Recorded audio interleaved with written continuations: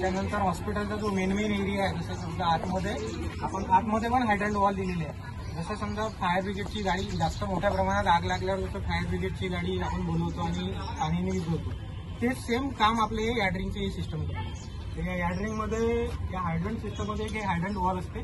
त्याच्यानंतर हा होसबॉक्स असतो. या होसबॉक्समध्ये 2 आतमध्ये RRL पाईप असतात. ते 15-15 मीटरचे 2 असतात, म्हणजे 30 मीटर कमीत कमी त्याचं डिस्टन्स असतं. आणि याला ओपन करायसाठी इथे लेफ्ट साईडला इथे आपण की देतो.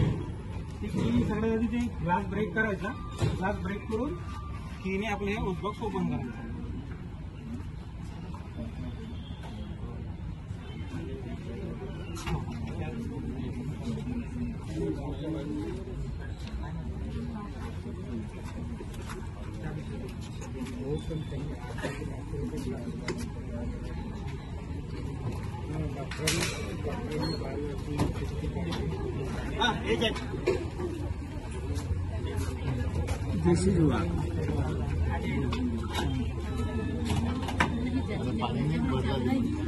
गरम दिला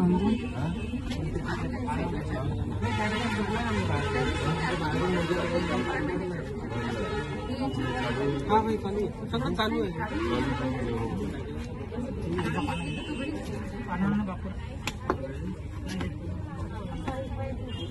पाण्यावर उडील पाणी माहिती नाही.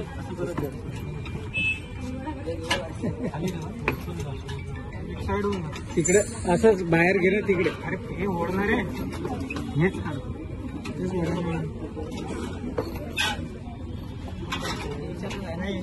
हे लावायचं कसं बाहेर बघ.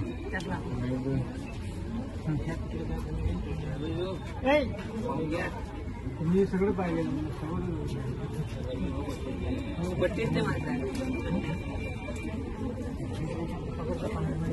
कोणचं हे वाला ठेवायचं.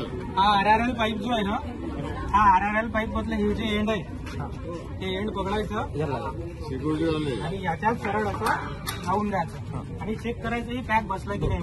बरं तुम्ही जर चेक नाही कराल ना तर निघून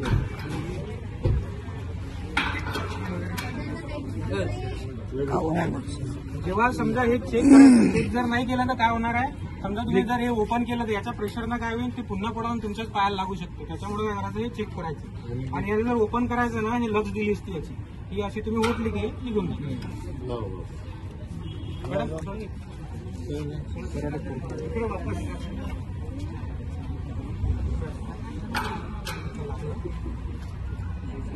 याच्यावर पण ओपन आणि क्लोजचं दिलेलं असतं. आता तिकडून पाईप पकडा तुम्ही.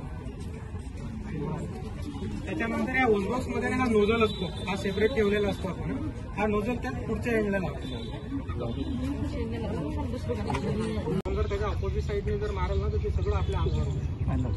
तर नेहमी हा यूज करायच्या वेळेस पहिले पाहायची की हवा कोणत्या साईडने येते. समजा जर तिकडून येत नाही, तुम्ही ऑपोजिट साईडने जर मारा तुमच्या अंगावर येणार. त्याच्यानंतर हा सिलेंडर यूज करायच्यावर पहिले एम करायचा की कुठे आहे फायर, त्याच्यावर एम करून नंतर स्विच केलं की यूज होतो फायर.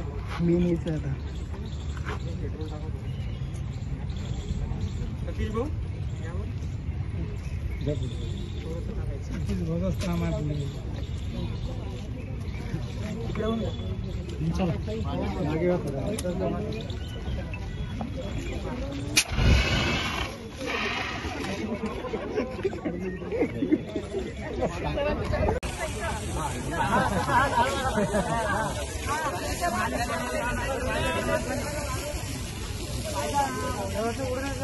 उद्या उद्या बस बस बस बस बस शिकण्याच्या दारे मावशी.